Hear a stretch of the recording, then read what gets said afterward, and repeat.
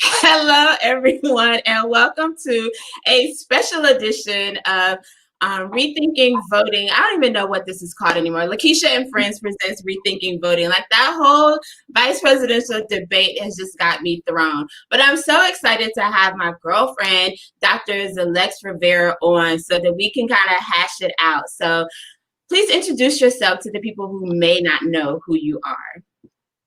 So, hey, everybody, I'm Dr. Xellex Rivera. By trade, I'm a licensed mental health counselor. By profession, I run a homeless shelter in Crown Heights, Brooklyn. I don't know what else you want me to say. I think that's good. We're just gonna jump right into it. So, what was your overall impression of the debate? Well, I mean, my first impression was that the vice president was not very direct and he was not answering the questions. Right. There were very clear questions and his answers were more vague. They were not as direct and it never sounded like they had a plan. So like, I understand that in a debate, of course, especially on the vice president debate, that you are defending the candidate. But it seemed like every question that was very direct was like, oh no, Donald Trump's going to do this or Donald Trump has done that. And we're all sitting there like, no, he didn't. It's not what happened. Like, especially the part about when he was highlighting that, climate control and the air is cleaner. Sir, it was a pandemic. Nobody was moving. So of course the air would be cleaner. But we're now talking about when people have returned, the air is not cleaner. Michigan still doesn't have clean water. So, and climate control is real. There's been more hurricanes across this country. I know here in New York, we've had hurricanes left and right, which is not something that, normally happens. But he was just making it sound like, oh no, it's regular. It's the same amount of hurricanes we would have always had. Right. Yeah, and I think that's what was interesting to me is it was and I guess the part that was just frustrating is It felt like, and some people may not agree, but it felt like the situation that we as Black women consistently find ourselves in, where we're always being held to the standard to follow the rules, whereas he just got to answer whatever he wanted to answer. Like, even if it wasn't the question, he was like, yeah, that's the question, but that's not what I want to talk about. Or the moderator was like, okay, your time is up. And he just like kept talking.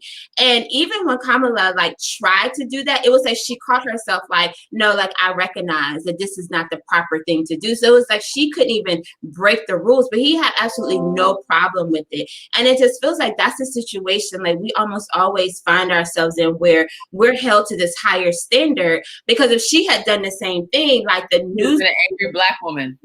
Right. And would have just like gone crazy. Like she doesn't follow the rules. And she's like, what did you think about that? I found that to be very egotistical. And like you said, it is very common, especially when you're in or at a table with men. It's kind of like, well, this is the question. Well, I don't want to answer your question. I want to go back to the first question you asked before. And it's like, sir, we're talking about this and you're going to waste your 2 minutes trying to answer a question that me and you have gone back and forth about. I found it slightly tacky in some regards that the moderator had to keep saying, thank you, Vice President. Thank you, Vice President.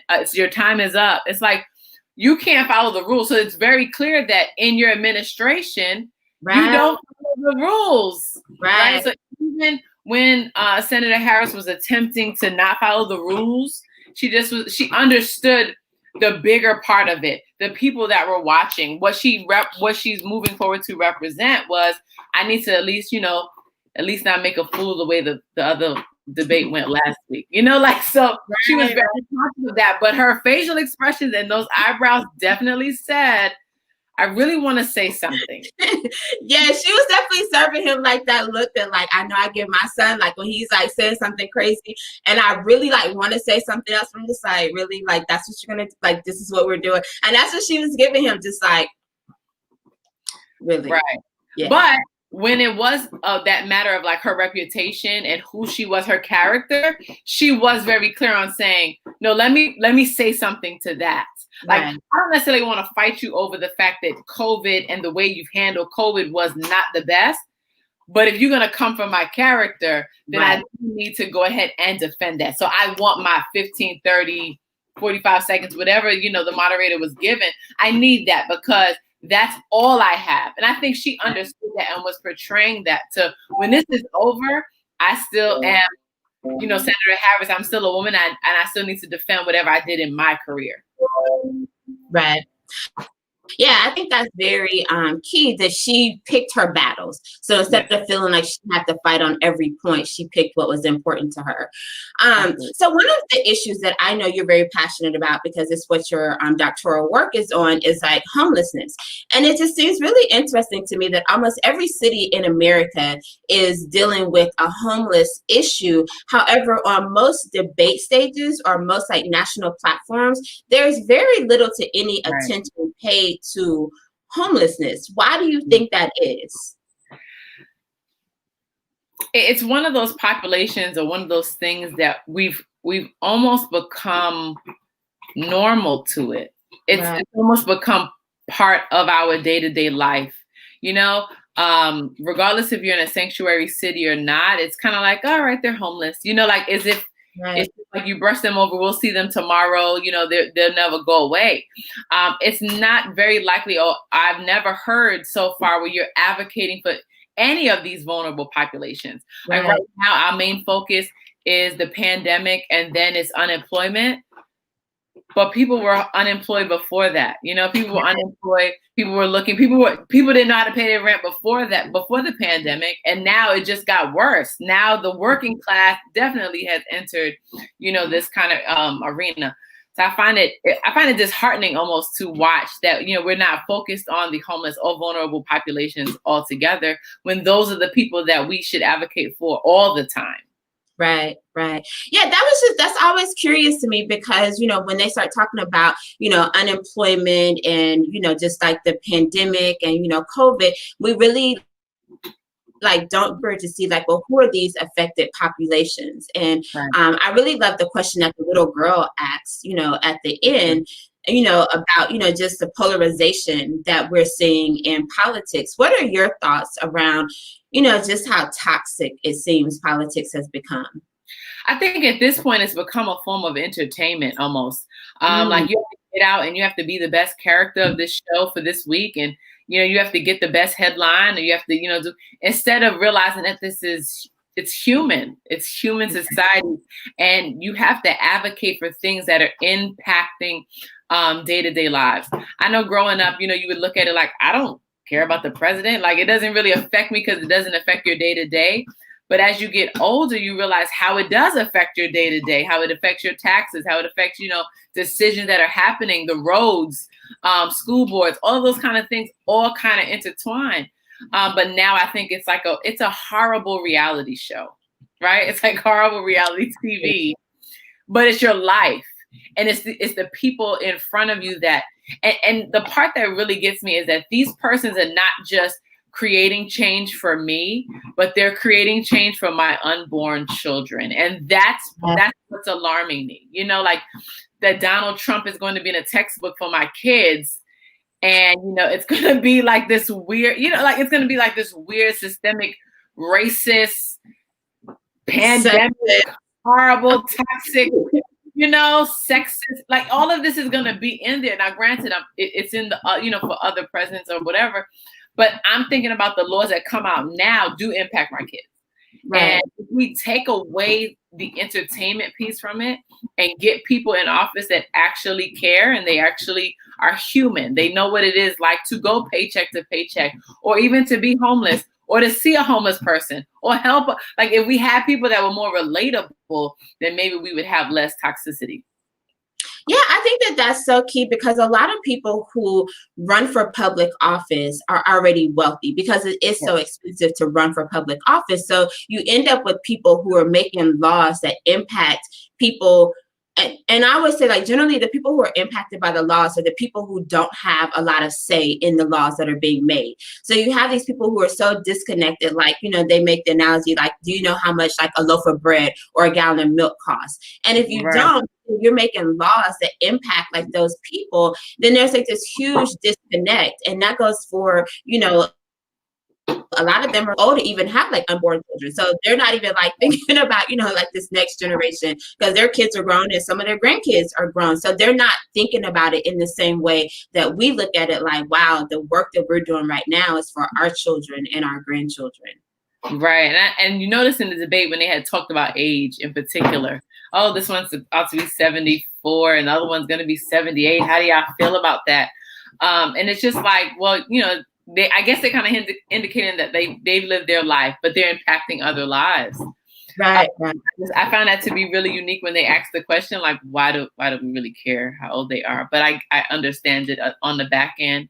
But it's really tricky. It's really sad. And then social media and the amount of information that we have in this generation makes it worse. Our parents or our mothers didn't have this information until now. Political debates would happen at one time and you were done with it. You didn't have to get the memes after this. You didn't have to, you don't have to get the subtitles or the one punchline that might have came out. But now it's like live action. You can watch it live on Facebook. You can get the thing. And that is critical for our decision-making process when we're voting. Like we're basing our vote off of popularity, off of how entertaining that was, and we're not really listening to what they were saying. Like Senator Harris was very clear on the things he planned to do. Pence, however, was kind of a roundabout egotistical. Maybe. Yeah, it was just like, sir, what are you saying again? I just need to know what y'all plan to do, because you're trying to tell me that 210,000 people haven't died, but they have. You're trying to tell me that people aren't grieving, but they are. You're trying to tell me that the world is cleaner, and some people don't have what? Yeah, and it's just like it was almost like he was gaslighting the whole United States. Yeah, but here's the thing, though. For people who don't follow politics and to listen to him sitting there like so calmly articulating these lies, it's very believable. Because if you don't know the facts, and I think like that's part of the problem, because a lot of people only get their news from the punchlines or, like you said, like what people share. So if you're sharing like, Pence said like the air is clean because he said it, and you're taking that fact, then it's like, oh, well, the air must be clean. And so it's almost like we're getting all of this information, but it's almost to our detriment, because some of the information that we're getting is not factual information. I felt like most of what he was saying wasn't. It just like you really sat there and you really thought you were crazy. That's what the gaslighting, like he was gaslighting you were sitting there like the air is cleaner. And then you started to think about the air is cleaner because we stopped moving. Like the whole world stopped moving for months. That's but even with that, like the air really isn't cleaner, because when you look at California and the West and like the fires that they've been having, and like they have like all kinds of smoke issues, and they were asking for N95 masks and like all the people who are displaced. So it's like, again, like what are you really saying? But people who don't follow this stuff, and that's who I really feel bad for, because people are watching and they're just like, well, he sounds normal and he looks normal, but it's like, no, like that was not factual. But I do want to go back to, the thing that they were asking about their age. So looking at the two of them on stage, like if either of the, Biden or Trump gets elected and one of them passes away, then one of those persons could be like the next president. The president. Yeah. And that, they didn't even, talk about that, but that is alarming. It's really alarming. And it's only more alarming with Pence, but I just want to say these guys, 174, 178, and everybody was like, yeah, they are old. Yeah, but if they pass, one of you end up being the president. And one, Senator Harris was more direct in her answers. She was very clear, and she had statistical data, which was good, I guess, for me, because hopefully for more people, because you can back it up. Like you can go find out if 210,000 people have died. You can go find that out. But with his answers, it was more like, that's kind of how you felt when he was talking. It just was like, oh yeah, but and it wasn't so cut. It wasn't so clear. And kind of like, and if you end up running the country, it's very similar to what we have now. And that's twice. It's like two of you in the office, as scary as it is. And it was just worrisome. Yeah. Yeah. It was really weird.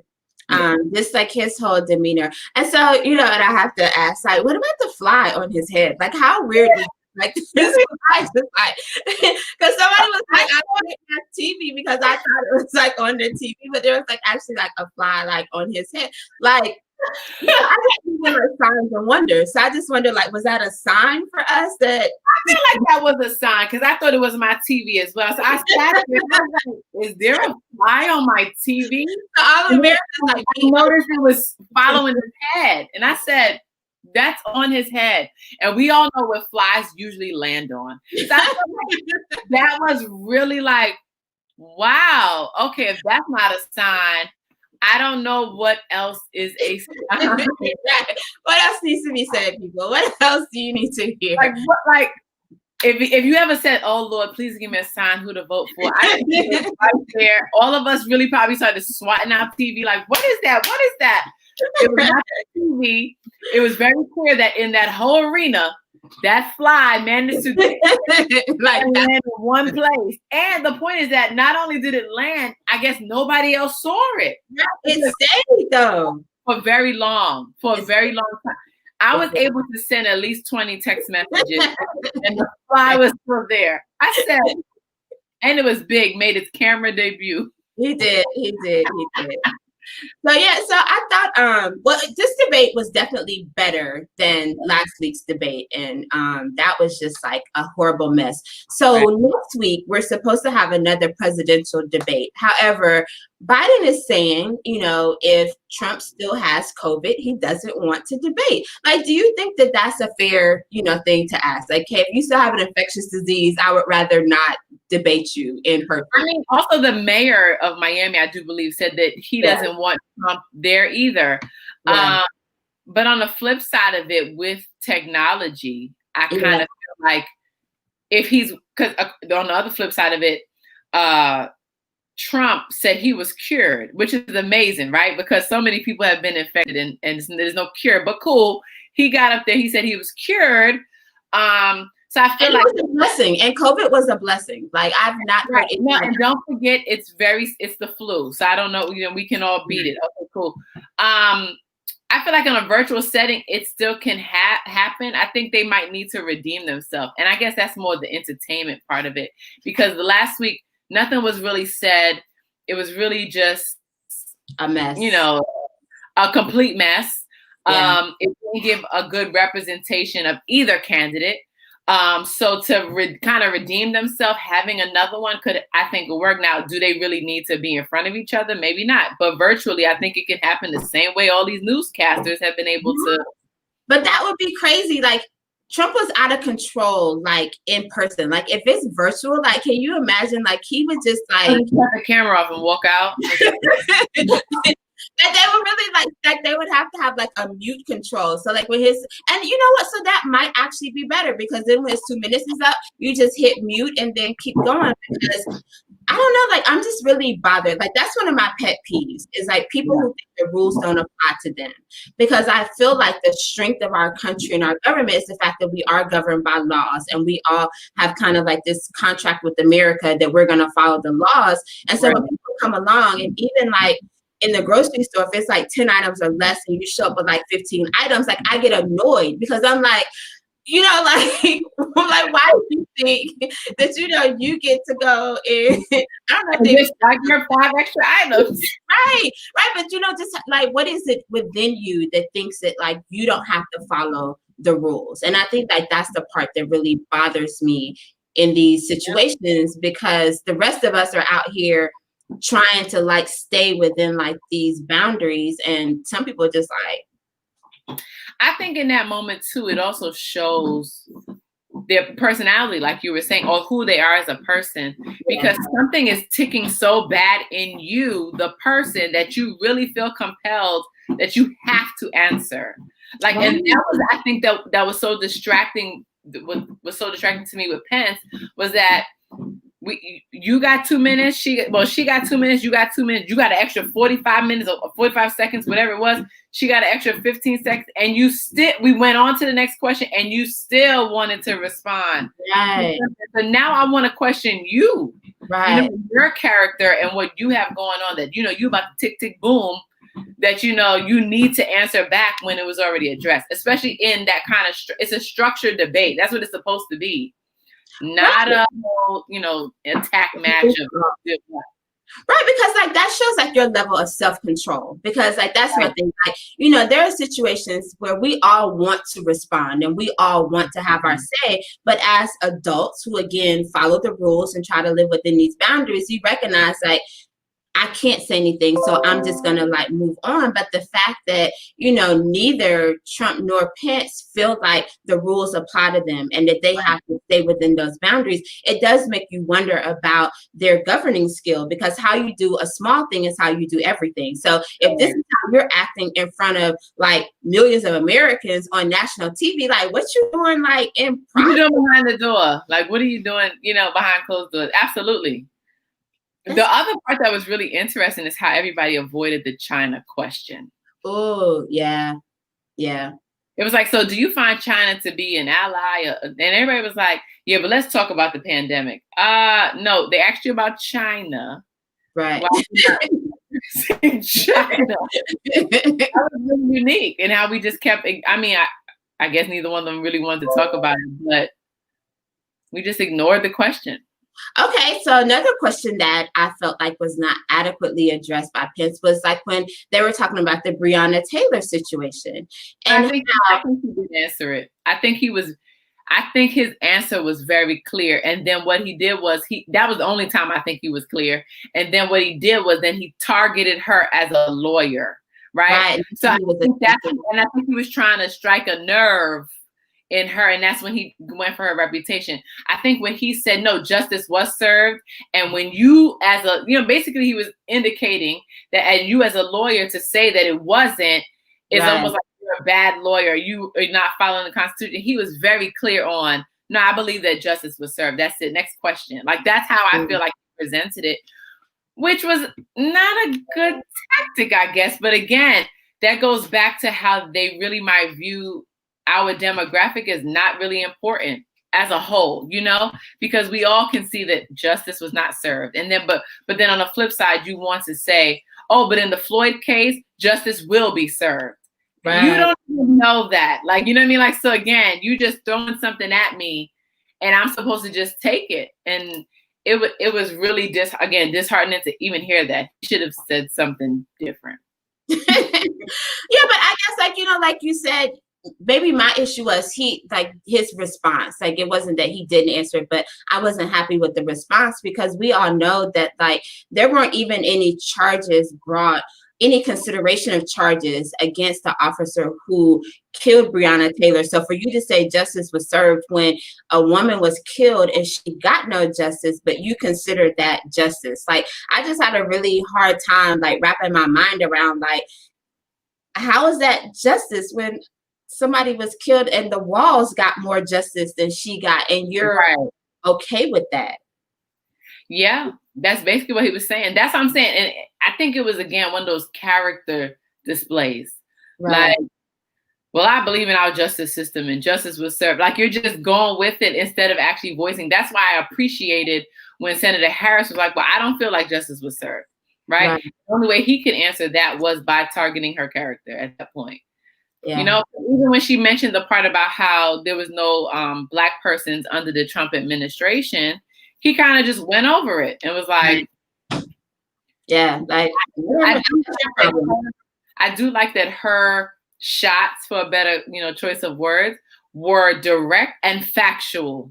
Right. It was kind of don't hire Black people. There's systemic racism. People are dying from COVID. People are trying to make ends meet. But his shots were all hey, Blue. Right, exactly. His shots were all oh, well, I see this is what you did, and maybe you did something else, and it just was horrible for him. But this debate was much better. It was in just tone, but it was still fairly problematic in a lot of different ways. Right. So let me check. Let's see. So we have some comments. People are saying, white walls matter. White male privilege, his inability to move on. So we do have like quite a few comments with people, I guess, just agreeing with, a lot of what we're saying. And that was one of the reasons, like, after the last debate, I'm glad I didn't have this show because I don't even know if I had the words to like talk about what I experienced. Like, definitely had a bottle of wine, but no words. But tonight, like, thank you so much for coming on just to like share your thoughts. Do you have any other thoughts about just where we are? And if this hasn't compelled people to vote, like, I really don't know what else is needed. I definitely think people have to understand how important it is to vote. Yeah. And like weekly, I've been sending like weekly emails to my residents because even in the shelter, I have to emphasize to them that your vote has to matter because they're going to take funding. They're going to take resources. They're going to take, whatever it is. And we need those things, even to the census. But I just want to highlight voting, like whether you need to take 8 trips, whether you need to sit outside, whether you need to take food, whether Uber is free in your area, like whatever it is, you have to vote. Because right now, I don't know if you was watching any of the pre-shows, but I was watching the MSNBC before the debate. Mm-hmm. And they was highlighting it about how Biden is in the run and he's doing better than Trump right now. And all these people have voted. And that's great. But I'm not gonna celebrate all of that until we're all watching on until they put that man's picture up on the screen. Y'all not gonna tell me that 5 million people done voted and he's up 7 points. And that's great. But you also have to remember, like, the media is designed to hype you or make you sad or whatever. Really get out and make sure that you scratch your own vote in and scan your own Scantron. Scan your own Scantron. Because it's really important and if you don't think it's important, just sit back, reflect on the last 4 years. Right. And ask yourself if you can do that again for another 4 years and then I noticed in the debate, a lot of them we were only focused on the pandemic, which was major. It is a major thing in our last 8, 9, 10 months. But let's talk about this man who is sexist,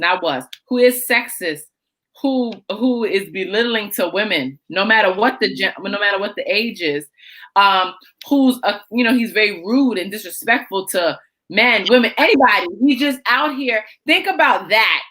Then think about if you lost somebody when the government knew something beforehand and didn't say anything. Like, don't just think about, this 1 year. And do not cast your vote on the fact that you got a stimulus. Like, you know what I mean? Like, people are really thinking that small. Like, oh God, Trump sent me $1,200. I need, think larger. Think about if you can do the last 4 years that we just went through again for another 4 years, because that's what your vote should really be based on, because that's scary. I mean, I think like my retirement account is taking a hit because of the amount of wine that I'm buying. So like, I really need to like, just joking, y'all, just joking, because I know you're talking about they're gonna think you're an addict and alcoholic. But I do have a question, like, before we go. I thought we were almost done. So what are like your residents, because you work with like, what some people would consider a marginalized population, what are their thoughts around like voting and just what's happening? Because most people, I don't think, are as tuned in to the news and all of this as we are. So what are some of your residents and people that you work with saying? So in all honesty, they don't really talk much about it, right? When you're homeless, you're not really sitting around wondering who's debating with who and who, you're really more focused on getting out of shelter. Right. But what's different, because I've been in shelter services for 11 years. You see how my eye had to twitch about that? 11 years. And this is the first election that agencies are pushing voting. This has never happened. So this is how serious it is. Right. Like I'm talking about, we're giving out Metro cards for you to go vote. We are getting vans to take you back to your actual voting poll, because they could be located in a shelter that's not in the borough where they're like we're getting Metro cards, we're getting vans, we're giving out absentee ballots that we done got for everybody, because we've done never in my career have we done that. Right. So when it is so bad, like, and we have to vote. But every week I send out information. I send out a new, well, before I was sending how to get your absentee ballot, how to mail it in. This week I'm focusing more on, your like we're tasking our clients with having to vote. Like if you choose to vote, let us know so we can take you to the polls. So on the flip side, to answer your question again, is that it's not 100% a concern. Like it's not one of the top conversations that they're having, because really they just want to get out of shelter.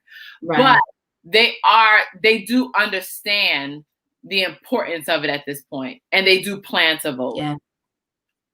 But yeah, because I don't think a lot of people make like the connection. And, that's been one of my issues is when we look at these marginalized communities or low income communities or whatever you want to consider them. But a lot of times because like they're trying to get up every day, get their kids together, get themselves together, go to work to a job that doesn't pay them enough to pay their bills. And then when they get home from probably working their second job, the last thing they want to do is watch the news. And so they're looking at like Martin reruns or something just to kind of like take the weight off.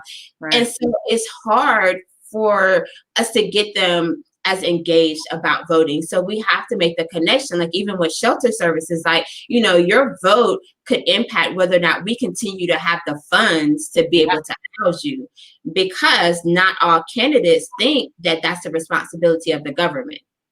Right.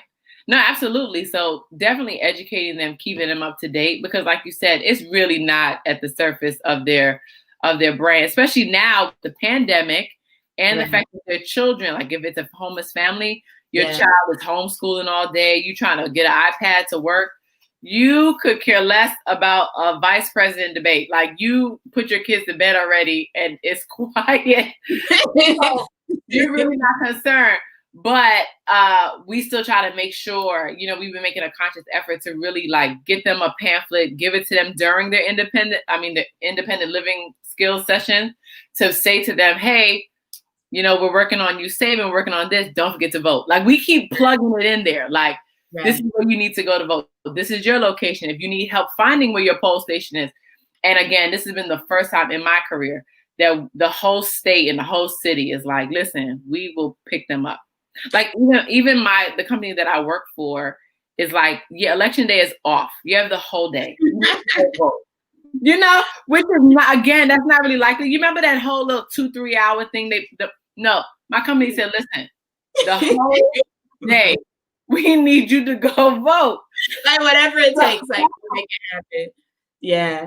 This election like definitely feels different. Like I know people always talking about like, this is the election of a lifetime and, vote like your life depends on it. But it literally feels like our lives depend on this election and our vote. And I think, just the fact that, the Trump administration is petitioning the Supreme Court, to dismantle the Affordable Care Act in the middle of a pandemic. It's like, like there are like millions of people who are going to come out of this with a pre-existing condition. Absolutely. And you're trying to take away like people's access to healthcare, and people don't have jobs. So again, like most people's like health insurance is tied to their job. So now if I don't have a job and you're not going to cover my pre-existing conditions, then I just don't get medical care. Like nothing.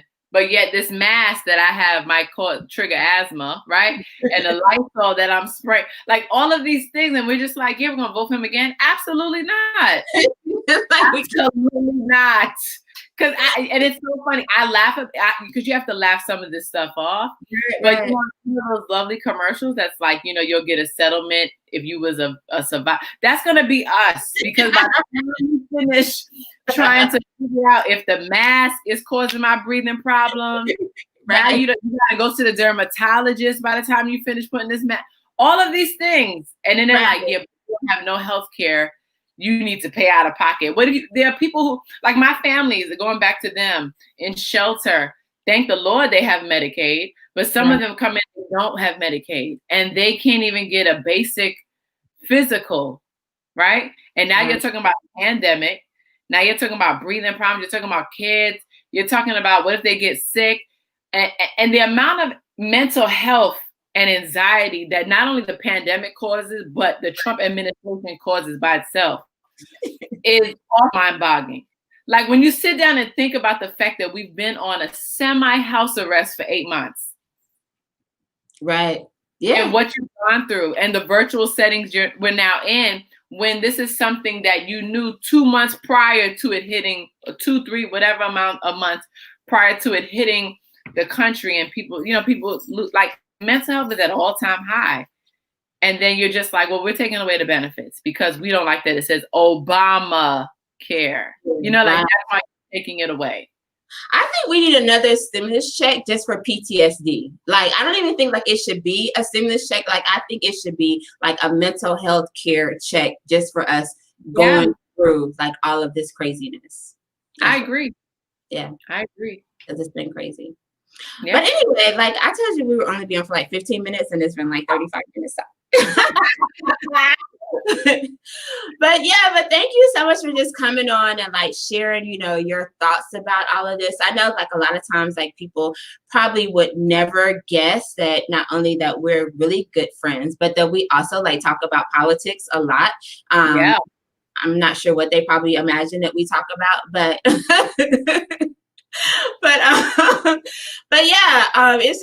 it's like really good to bring you on and to have this conversation and just to like not feel so crazy by myself, because that's true.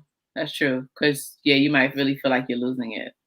Yeah, because this is wild. So everybody, make sure that you vote. I know early voting is starting in some locations. If you have your ballot already, make sure you go ahead and put them joints in the mail, because like I don't even know what's happening with the postal service right now. So like you mail it today, like hopefully it'll get there by November. So just whatever your vote plan is, whatever you decide to do, we just need you to make sure that you execute, because being registered to vote is not enough. Like we really need you to get out there and cast your vote. And even though we're both, I'm sure you all can probably tell, like voting for Joe Biden, like whoever you're going to vote for. Just vote. That's the point. Please vote. And again, I saw this documentary the other day and I was telling LaKesha about it, how it talks about how a lot of times people are like, oh, my vote don't matter. My vote don't matter. But not voting is also that matters. Like you have to vote. Yeah. So whether the candidate that you choose wins, that again is you and your sportsmanship, I guess, or whatever. But you really need to cast your vote, because there's been so many things in our history of how we fought to vote or paid taxes to vote or took a test to vote.